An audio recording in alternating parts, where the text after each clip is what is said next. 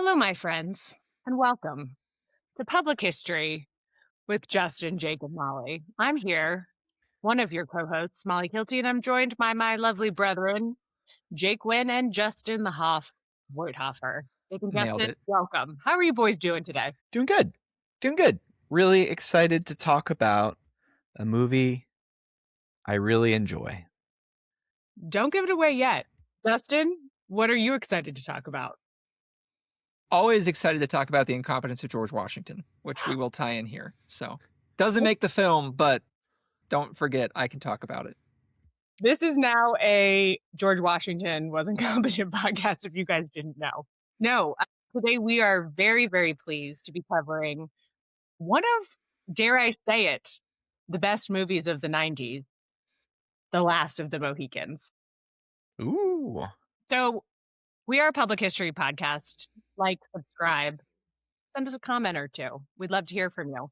But being a public history podcast, we are covering popular culture and movies and TV shows series that involve public history. This year being the 250th anniversary of our country, we're starting with some revolutionary era popular culture.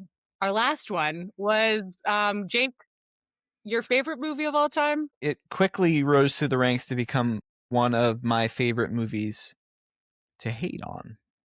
To ridicule. We covered the Patriot, the lovely Patriot. But today that was more of a hate watch, I will say. And mostly because Justin and I were appalled that you hadn't seen it yet. It's true. Today we're actually covering a good movie. And let's get your guys' first takeaway. Did you like the movie? Did you hate the movie, Last of the Mohicans? I can go first. I've loved this movie since I was a kid too. It was the first Daniel Day-Lewis. It's funny. This is what I associate Daniel Day-Lewis with. It's not Lincoln, which it should be Lincoln. Like Lincoln's right up my era wheelhouse. It's like, no, when I hear Daniel Day-Lewis, I think of Last of the Mohicans. Number two is this movie also scarred me, much like The Patriot did, of which I'm sure we'll get into as we go throughout and talk about the movie. But yeah, absolutely love the movie, and it's one of my favorite. It's been a minute since I've rewatched it though, so this has been good. It's been a good refresher. A great rewatch. Jake, what did you think? What is your main takeaway? Yeah, so very much enjoyed it. It's a beautiful film, just the way it's filmed. They did a great job with that. I will say that in my relationship with the film, I didn't watch this until I was in college, I think, the first time I saw this movie, and really, really enjoyed it. But this is the first time I've seen it in its entirety since then. So it's just two watches in my life. But I am a huge Daniel Day-Lewis fan. So anytime I get to see him on screen doing his thing, which I know we're going to talk a little bit about, it's great. So happy to be here to discuss. And I will say, as I got into looking into the background of this story and the history behind it, it's really, really interesting. So glad to discuss. I'm really excited for you guys to teach me the actual history behind some of this, but to set the scene, it was 1992. The film is directed by Michael Mann, who is a classic, realist, perfectionist director, always wants everything to be as real as possible. And then you put in, as you guys mentioned, DDL. We're going to call him DDL. I'm going to call him DDL. Daniel Day-Lewis, the actor of his generation, who is also a classic method actor. You put those two together, you would think that it would be trouble. But they made something so beautiful that I can't even. This film, I was probably too young. I was 7 years old when it came out. But my older sisters are both 9 and 11 years older than me, and they had Daniel Day-Lewis posters on their walls. Okay, but this is the scene that we're setting. So I watched this movie too many times growing up, and I remember thinking, "This is a beautiful man." And side note, Madeline Stowe is gorgeous. So yes, everything about this movie is perfection, from the directing, the acting, I would say cinematography and lighting. Some of those scenes between Daniel Day-Lewis and Madeline Stowe, when there's cannons going off in the back and all you see is the orange off their perfect cheekbone faces. I'm like, Everything is perfect. And the music, I was singing before this podcast. Jake did not like it, but the score is probably one of the best. I even listened to it at the gym. The promontory, like, I just, As you're just running, as you're yes, just Yeah. constantly running. listen, not mad about it. How So many every, miles do we think that DDL runs in this film? By the end, I actually said to my wife and I were watching this together.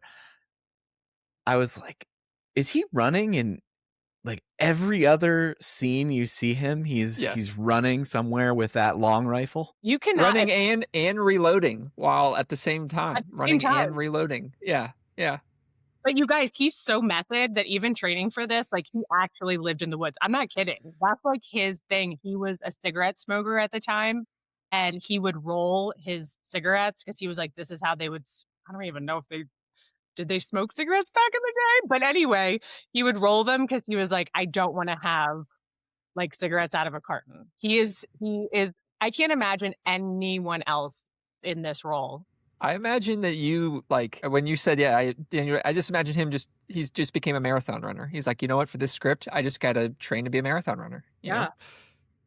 Yeah. So you put him and Michael Mann, who has like, I would say, thrown several actors off of his set in his day. You put them together and it's like this could be explosive, but I think they worked really well together. And I think that is a testament. Like this movie is just one of those things where it's like the result is beauty. It's fantastic. I'll say another thought I had about the film itself. Put Mhm. on my film critic hat here in a good way. I love that this movie just throws you in and doesn't explain anything. Right. And it's just like, you got a date, you sort of got a place. Here we go. And it's like, there's not a lot of like exposition or telling you what's happening. It's just kind of like as you go, you're figuring it out and putting pieces together. And I love a story like that. I feel like that's how movies used to be. I think there's so much exposition nowadays where it's like the audiences are not dumb. So like we throw everyone in, we don't find out pieces until like halfway, quarter way through. It's like this is why Nathaniel is with this group of Native Americans. Like this is why Magua is super super pissed at gray hair. Like you just learn all of these little things as you go and it's like perfect. It's perfect storytelling. So what Today, you're saying is what? in the Netflixification of movies, this would not be able to be made today. That's true. The only exposition that works is Fellowship of the Ring in the beginning with Gladriel. Justin, you know what I'm talking about? Jake, you don't. Well, I'll say too, this is a subject of some media criticism I've listened to over the last year, where it's literally movies are being made explicitly with the idea that people watching it are not actually watching the movie. They are multitasking and they're probably on their phone. So if they're not hearing exactly what's going on screen, they have no idea what's going on in the film. Are you? I didn't know. I hadn't read that. That's Yes. bad. But not to jump ahead into what the ending is, but like the whole ending is music. You know, like there's very little dialogue. It's all I mean, again, let's talk about the score, but it's all just like facial expressions and action and score. There's hardly a lot of dialogue, and you probably couldn't make this movie today. Let's just say that, which is depressing. It is depressing. It is Yeah. depressing. It's a beautiful set too. So the where all the scenery in this, which I was wondering, it is set in upstate New York, but it is not actually in the Adirondacks where they filmed this. But I looked it up because I was like, oh, like some of these places look kind of familiar. And yeah, Western North Carolina. So Yeah. you get the Blue Ridge showing up here. And I Got will that say too, Appalachia. I did have a moment going back to Ken Burns in the American Revolution documentary. If you've seen the opening scenes of that Hmm. documentary, it looks almost exactly the same as the opening of Last of the Mohicans, which I was like, definitely a nod to this film. Oh, I did not catch that, and I'm gonna go back and rewatch the Ken Burns one. Yeah, Michael Mann, he was like, "We can't shoot it in actually New York because it doesn't look how I want it how it would have looked in the time. So I'm going to go to the Carolinas. He was like such a stickler and had like such a good eye. He's still alive. Yeah, this movie is so beautiful and perfect. And now I know you guys are probably going to tell me that it's not 100% historically accurate, but I don't know. The one thing I will say, like in terms of my criticism of how it's portrayed, is the only thing, if I could give it a critique, is that you do have, I know it's based off of a book and a movie before it, but you do have Nathaniel, who is this white man adopted by these Native Americans. And then you do have Cora, this white woman, and they're the romance, like the romantic couple, where it could have been, a Native American couple and have it be portrayed that way. But we have to see it through the lens of DDL, who is super fine, and Madeline Stowe, who is also super fine. That's my one critique. Well, so it's funny you say that because I have never read the book. My only loss, which I need to, because after watching the film, I'm like, the book's got to be just as good. But no. Jake says no. So in looking through and starting working on the research so I was fascinated by like how this book was created, the time period it was written. It is one of the most beloved books of the 19th century. We'll talk about the author. I want to talk about the author a little bit later. But Mark Twain hated this book. Wow. And was like, James Fenimore Cooper is way too wordy and his book is boring. When he's saying this, it's like 50 years, 60 years after the book is written. Like, Cooper's dead. He's just like, let me bash this American classic novel and tell you everything that's wrong with it. Wow. So, but I'm on the same level there, Justin. I feel like I need to read this book and the others because it's actually part of a whole series of books that feature the character of that Daniel Day-Lewis DDL plays in this film. Who I believe they had to change the name of in the film, right? Because it's Nathaniel Poe, Hawkeye, but what is it in the book? It's something very strange. Natty? Well, Natty? that's one of the things is it's based off a real person. There's a guy named Nathaniel Shipman who was I didn't do the depth or the necessary research I should have done, but from what I can tell, was a white settler, the son of white settlers who were killed by Native Americans, who then the Native Americans raise him as part of their own. And this is where we can tie into kind of what we talked about when we talked about the American Revolution, is a real person, fights with the British during the French and Indian War. When the Revolutionary War comes around, he's like, hey, I don't want to fight against my Native American allies. So the colonists must, it's Daniel Day, it's the guy who becomes Daniel Day-Lewis, right? It's got to be like, they must treat him nicely. They tar and feather him. And then, it's not a good ending for him because he did not join the revolution. So in the expanded universe of Last of the Mohicans, Daniel Day-Lewis is tarred and feathered in about 20-ish years, which is good. So, yeah. Well, that just won't do on the cinema, Justin. We're going to have to cut that part out. No. He runs away with the girl. And then they live happily ever after. Okay? Until they get questions about what side they support during the revolution. And colonists aren't the best. But hey, sunshine and rainbows, Americans, we never treated anybody bad. No. They do some of that in the film. At least they do part of that in the film with, I forget when, I have it down as written in one of my favorite lines, but when him and Duncan are yelling at each other because he won't come and fight. And he goes, someday, I think you and I are going to have a serious disagreement. And I was like, oof. Ask my husband, every line Daniel Day-Lewis does in this movie, I just went, I mean, it's perfection, all of it. Okay, let's do a quick synopsis of what the movie is about for people who have not seen the movie, okay?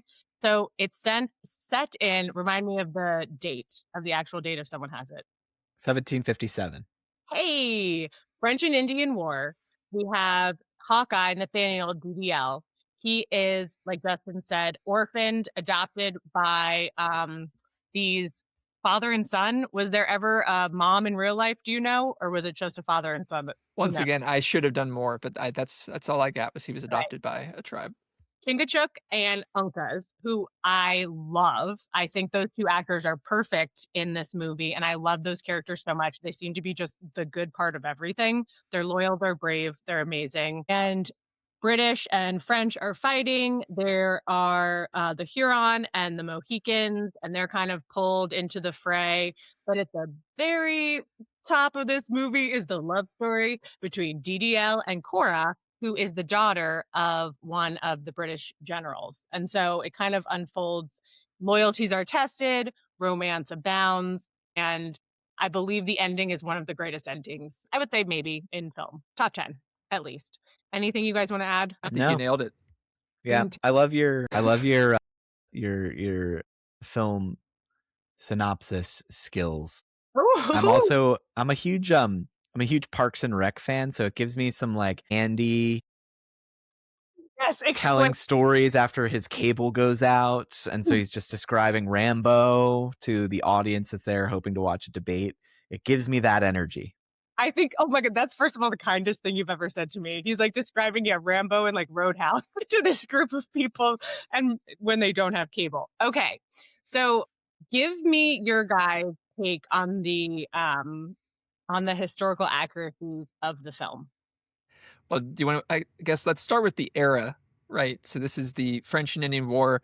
We kind of touched on this last time when we talked about the Revolution. This is where I can bash George Washington again. Molly, do you know where the French and Indian War, first off, it becomes the 7 Years' War, which is a global war, right? We talked about that before, that this is the war that bankrupts the British to then tax the colonists, to then leads to the colonists being mad that they're getting taxed for their protection.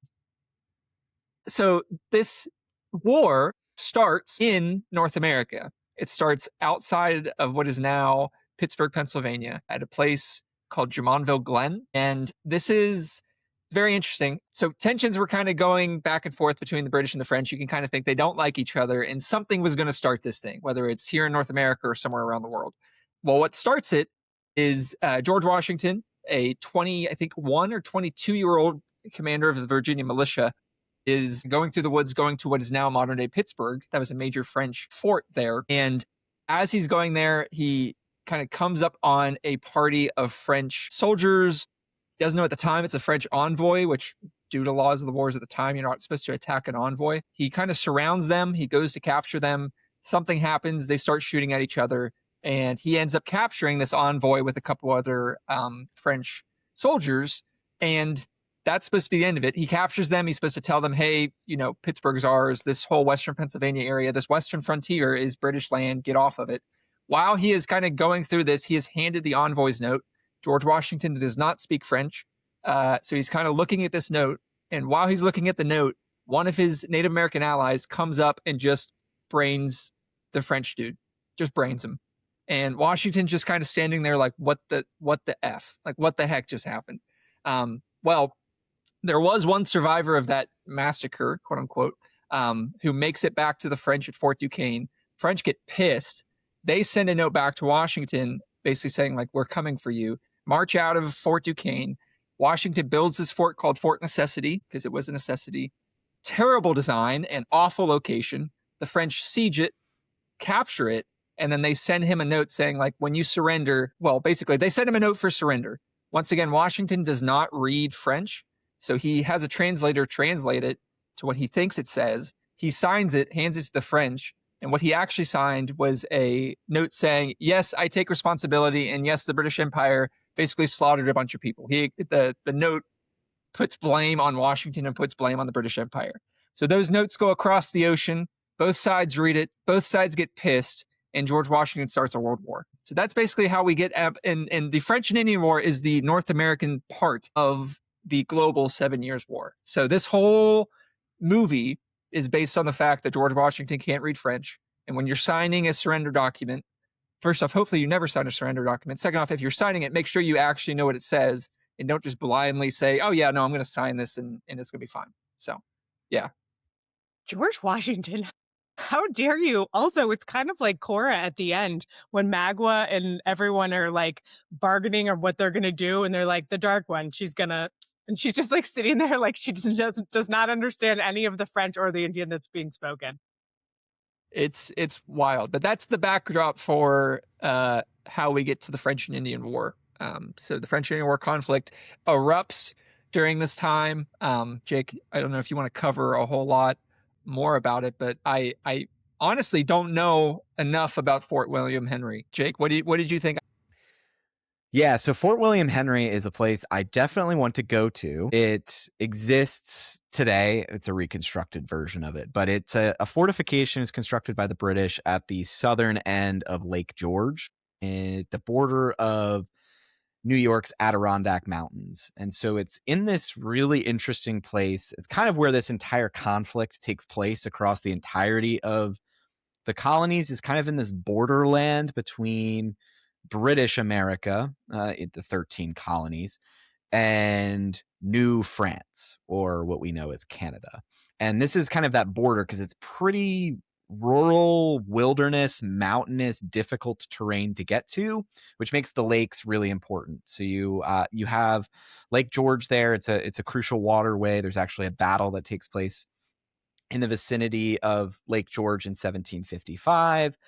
And then by 1757, there's more action going on there. And there's a series of fortifications that are built along those borders, both on the kind of on the French side to the north and then on the British side to the south side of the Adirondacks. And Fort William Henry, where much of the action of this film takes place in the center part of the film, is besieged in the summer of 1757 for about a week by French forces. They besiege the British inside that fortification, and they begin pummeling it with artillery. And you see how a siege works in 18th century warfare here, with the digging of kind of trenches to get closer and closer to the fortification itself. And then you bring up these siege mortars, which are very heavy and fire very heavy projectiles, and they can fire them over the walls, and then you're just about done. But yeah, it's a very 18th century, how you besiege and ultimately take a fort. The French significantly outnumber the British, and the British inside Fort William Henry are indeed commanded by a Lieutenant Colonel George Monroe. Gray hair, Gray hair also himself. gray hair. Was he known as that, or do we know? I did not see that. Okay, that was But just a Magua, a little nickname from Magua. Okay, sorry, keep going. yeah, no, I think one of the I love this is, this as historical fiction. It's taking a real event that happened, something that would have been real lore in the author's time period, when we talk a little bit more about him and the genesis of the story in a little bit. But yeah, all the pieces are here. So there is a siege of Fort William Henry. It is on the lake, as you see in the in the film. It is ultimately surrendered by the British, by Monroe. He does get good terms from the French commander, who is also real, the Marquis de Montcalm. And yeah, ultimately the British, they surrender. They are able to keep their weapons, their flags. They're told to march back to another fortification that's nearby, and are basically given kind of a sort of an agreement that's kind of common in 18th and 19th century military. It's essentially like a parole. They're basically told, don't fight for a specified amount of time once you return to British lines. And that's where things go sideways. And this becomes one of the most controversial moments in the 7 Years' War and the French and Indian War in America. And that is the French, having given these generous surrender terms, do attempt to communicate this to their Native American allies, whether that is deliberately done in a way that's like wink, wink, like you see in the film, or whether it's purely a misunderstanding. is kind of unclear, and there are people who say both sides of that. There are the French commander is like, no, this was a misunderstanding. I tried to stop what happens. But there are others, especially on the British side, that are like, no, like we saw this happen, and there were French commanders and French officers that just let this happen. But a massacre does take place. Unlike in the film, the massacre begins while the British are still inside the fort. Ooh. So they're beginning to depart when all of a sudden, like in singles and then more of the Native American allies of the French are going to go into some of the huts where the British wounded were located. And of course, they were included in this agreement. The French surgeons would take care of them, and they just start getting butchered where they lay, scalped, and there is efforts to get this to stop. They try to leave, and then there's shooting, and then there's capture of some of the camp followers, and they're going to be taken by some of these Native Americans as kind of loot from this siege, and there's going to be more fighting, and ultimately it's estimated about 200 people are ultimately killed in this massacre. The force was about 2,000 strong. So it's not quite like what we see in the movie where it's like everyone is slaughtered and they had already gotten away from the fort. Now this is happening as they're leaving. And yeah, so there are survivors that get back and they tell this story, and it becomes very, very controversial. And it's everybody's kind of pointing fingers at each other about what happened here, why it happened. And of course, propaganda makes it out to be like, the entire force was slaughtered at Fort William Henry, and in the aftermath. Of course, that wasn't true, but it was nevertheless quite a disaster for the British, but also something that becomes a bit of a rallying cry for them as well. One more note on that, which is that famously we see old gray hair himself, Lieutenant Colonel Monroe. He does not actually die in this massacre. Historically, he survives. He gets back to Albany and promptly dies like 3 months later from unrelated causes to the massacre itself. Okay.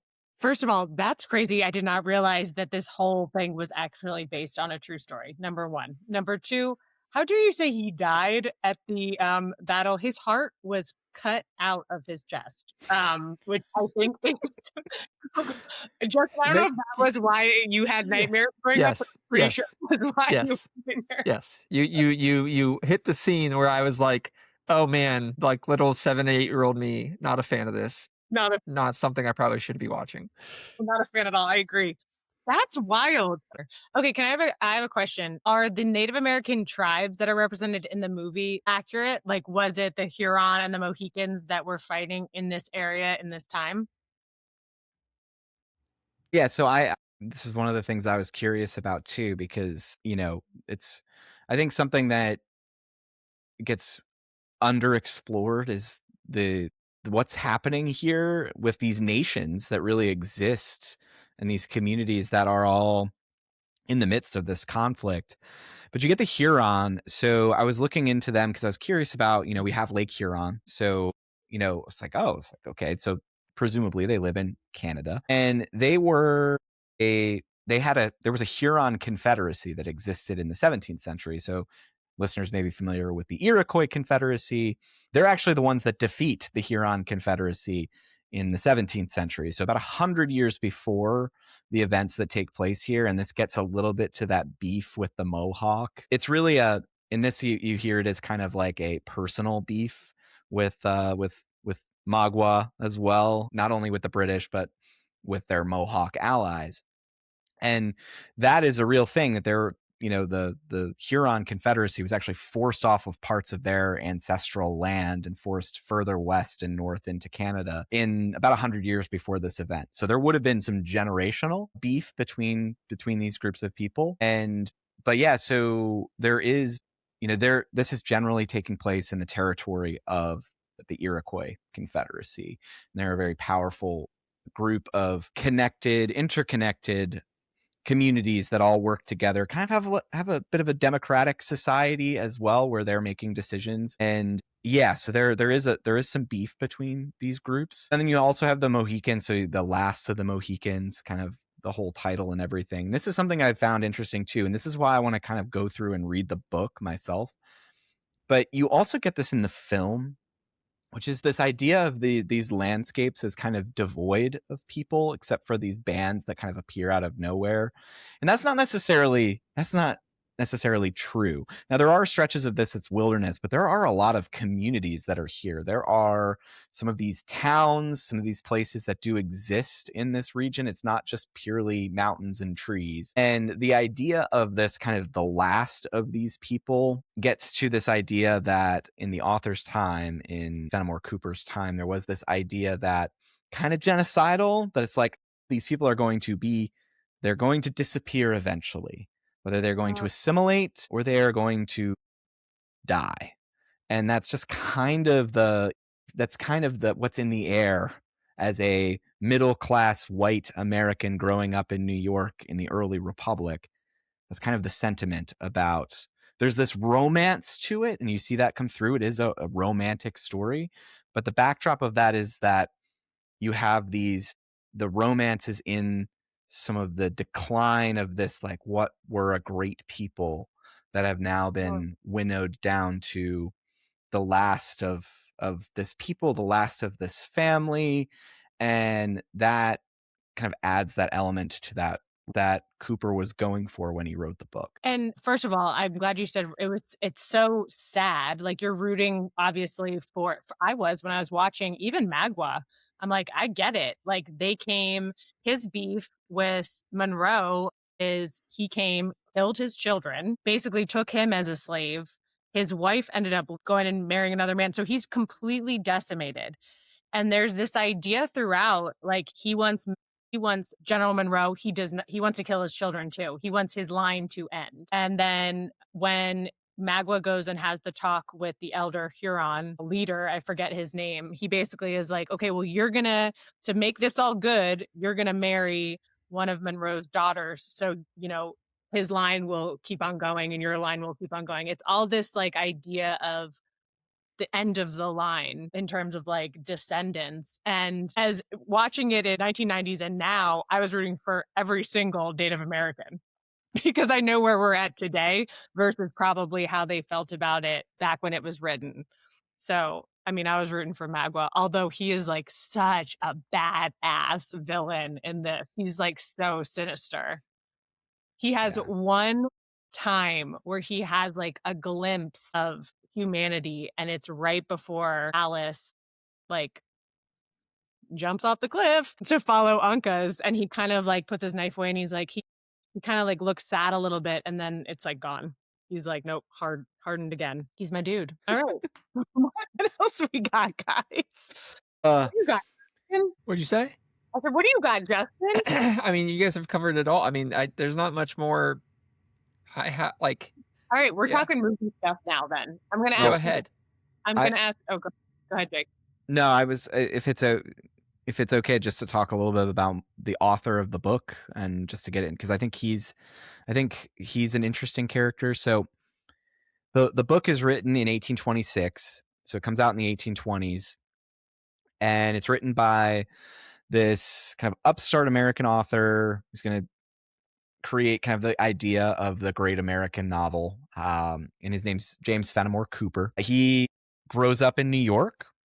He grows up in anybody want to guess? Molly, if you looked at the notes, I don't want to see it. I don't want to hear it. I didn't look at this part of the notes. Okay, cool. So where did James Fenimore Cooper grow up? Albany. It's all happening in Albany. Is that true? No. You guys baseball? I looked at the notes. I looked at the notes, so I don't want to spoil. Yes. So he grew up in Cooperstown, New York. Is it named after him? It's a town named for his father. Cool. Yeah. So he grows up in Cooperstown, New York, and he is going to go to Yale for a little bit before he gets kicked out for being a rabble rouser. So he gets out and he doesn't finish at Yale. and he ends up going into the Navy. And so he's going to travel around the Atlantic with the U.S. Navy for several years before the War of 1812. And all the while, he's collecting stories. And this is where I feel a connection to him, that kind of idea of collecting stories, folklore. He's hearing this history of upstate New York when he's traveling. They go to Lake George at one point, and he's hearing the story of the battle that took place there during the 7 Years' War, and the massacre that took place after. And so as he becomes a budding writer, and he's going to be reading novels, and then he's like, you know what, I'm going to try this. And he's going to start writing historical fiction. He's going to write it about the American Revolution, and then he's going to write it about, and this is where the genre he's going to help create is kind of this frontiers story, this frontiersman. And that's going to be the character that he's going to create, Nathaniel Natty Bumpo. Okay, now I know why they changed it to Poe. Yeah, it's not a great name, but Natty Bumpo is going to be this recurring character that's going to be in a number of different novels that he's going to write. But Last of the Mohicans is going to be the one that's going to become the most famous. And Cooper's going to travel in Europe. He really becomes this advocate for the Americans aren't these country bumpkins. They actually can create something. They can create art. They can, be great writers and consumers of art as well. And so he becomes kind of this important figure in early American literary circles. And this book really helps to put him on the map. And then I think we talked about it a little bit earlier, but this becomes one of the most loved American novels of the 19th century.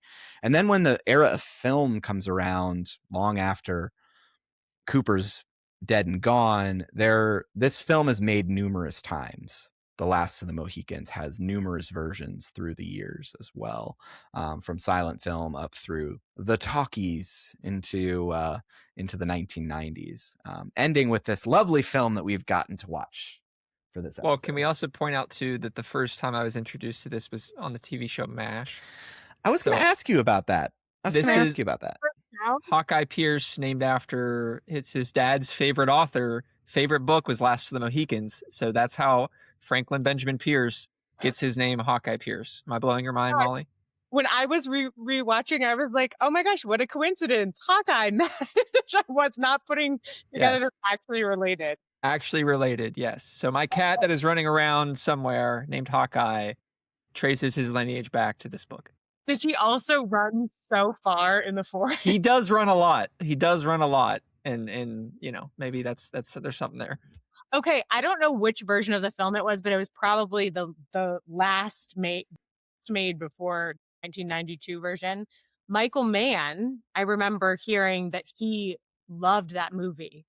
And he saw it either as a child or something. And so his whole thing was I got to remake this movie.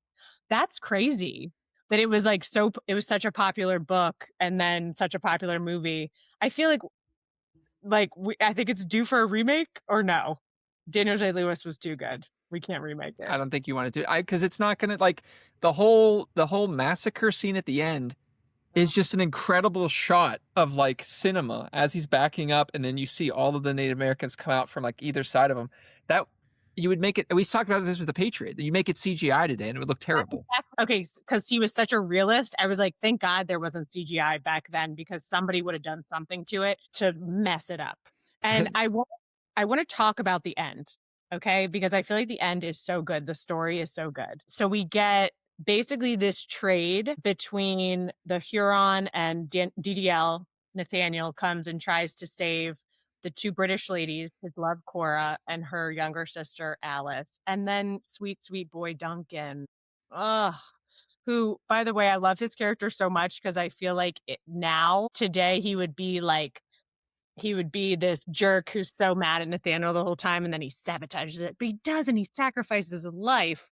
Okay, so they go to save the girls, and Uncas, his Native American brother, his Mohican brother, comes and he tries to save Alice, because there's this unspoken love between him and Alice this whole time. When he holds her after she finds out that her dad is murdered.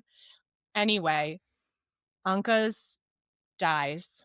And then instead of going with Magua and the Huron, Alice sacrifices herself and jumps off with Uncas. What emotions do you guys feel in your hearts when you watch that part? Just kind of shock, right? I'm just like, wait, what? Yeah. Yeah. As a kid, that was one of the takebacks of like, why would she? What just happened? Like, right, why would she just died? Why would she do that? Why won't she just go with Magua? It's so weird. I know. I love this ending so much. And then when Chingachgook and Magua, again, it's so beautiful when they're like fighting. This fight scene, this ending is so, so, so good. Talk about a satisfying death scene to me. You need to rank like your favorite satisfying death scenes throughout historical movies now. Well, Jason Isaacs definitely number one. I'm going to tell you that right now. And then when Chingachgook is like, he was the last of the Mohicans about Uncas. I love that actor so much. They did such a good job casting this dang film. Mm. Okay, so let's give stars. I say this movie is 10 out of 10. 10 stars. 10 stars. 10 stars. Okay. I'm gonna tell So you. are, I'm gonna tell you why. I'm gonna reiterate. Directing, A plus. Acting, A plus. Score, A plus. Cinematography, A plus. It was completely robbed at the Oscars that it was contender. I think. Okay, for the 90s, we were spoiled. Okay, you guys for movies. I think it was like A Few Good Men. It was up against. I think it was Malcolm X. I think it was there's a couple good ones. And I think it got robbed at the Academy Awards, but I'm going to give it, what did I say? Stars. I was going to say 2 thumbs up, but 10 stars. And that's my story and I'm sticking to it.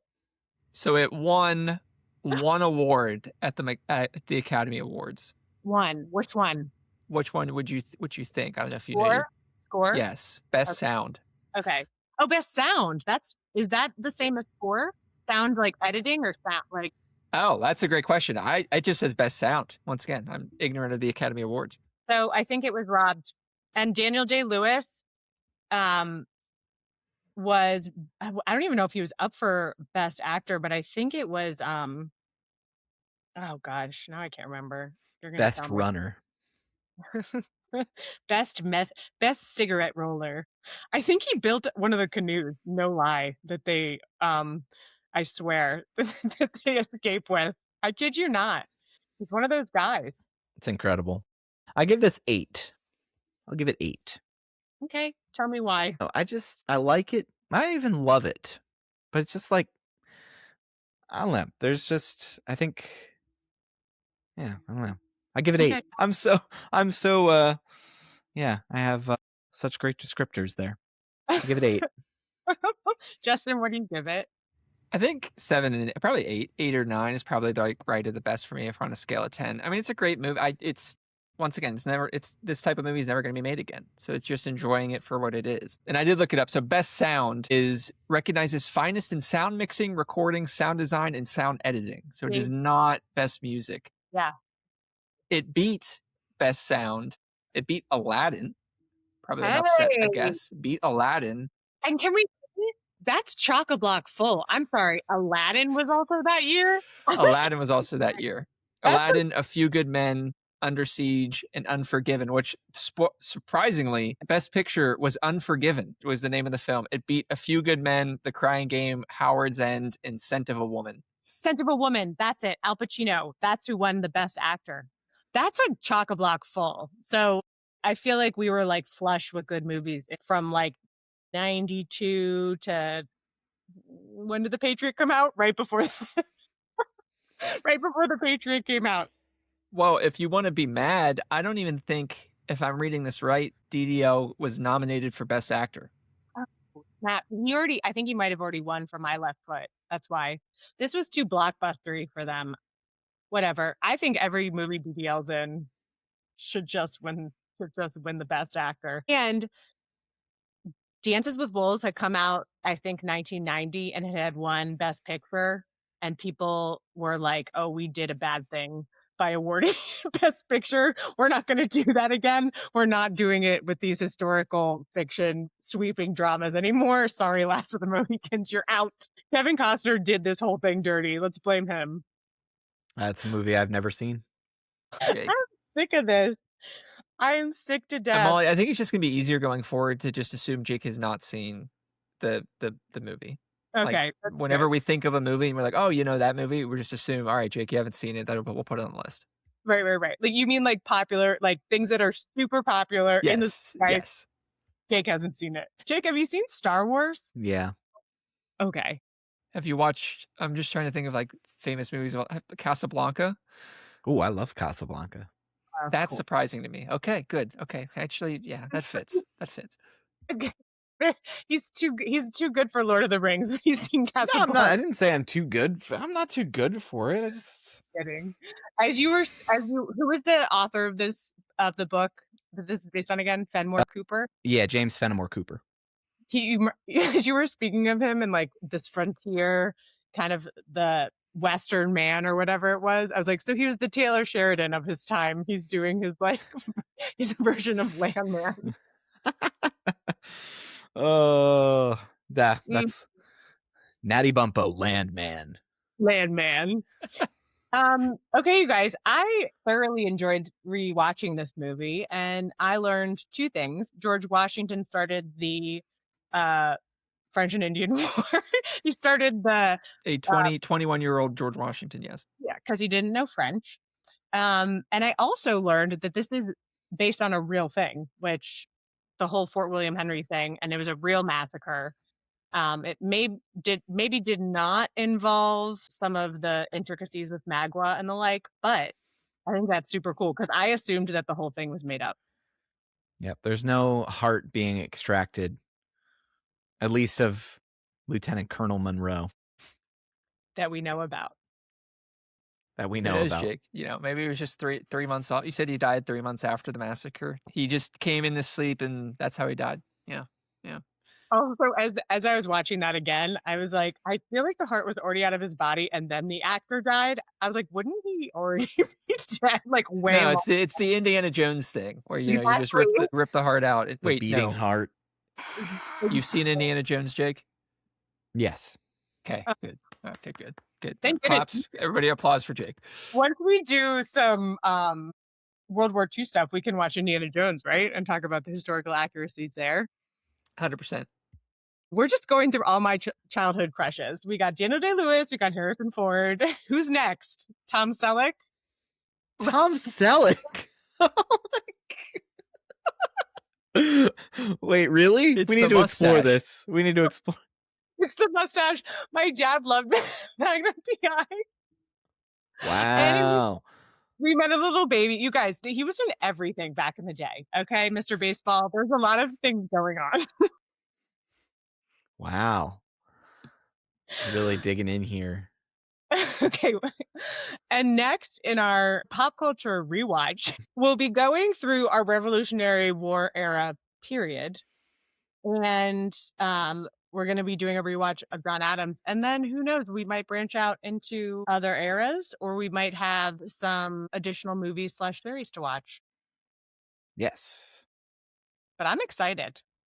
Yeah, it's a good opportunity for everybody to like watch, well, maybe watch something you've never seen, like me, or dive back into a movie you haven't seen in a while and join in on the discussion with us, or at least listen to us have a discussion.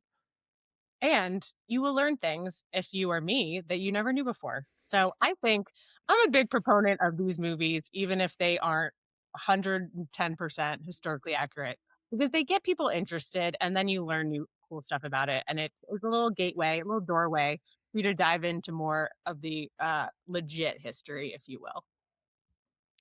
Boys, it's been a pleasure. As always. Who's going to take us out? Thank everybody for listening. Be sure to like and subscribe wherever you get your podcasts. We can continue doing this. We enjoy just getting together and discussing the pillars of American film and cinematography and all the things that Jake has not seen. So please like, subscribe. Thank you guys, and we'll talk to you again soon. Bye.